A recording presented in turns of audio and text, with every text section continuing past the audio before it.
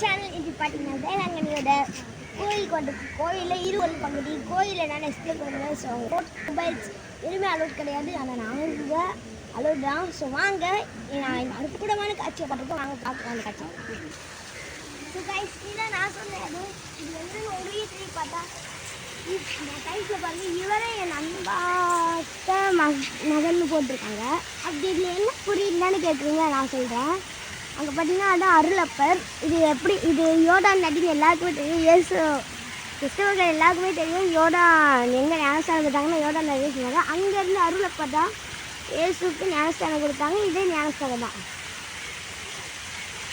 இப்போ பார்த்தீங்கன்னா ஏதோ நம்மளோட இயேசு பாவம் செஞ்சுட்டு இருக்காங்க. நிறைய பேர் பாவத்துக்கு மன்னிப்பு சொல்லியிருக்காங்க.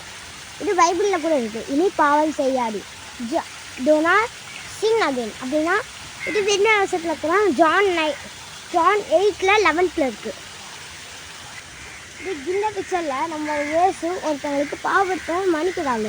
மகனே, உன் பாவங்கள் மன்னிக்கப்பட்டன. My son, your sign are given. இது பார்த்தீங்கன்னா மார்க் 2ல் 5th வசனம்.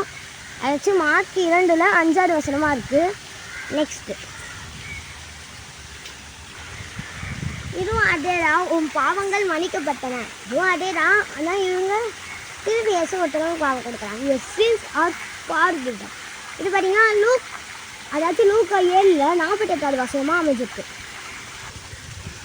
இந்த வசனம் என்ன இதுன்னு வாங்க பார்க்கலாம்.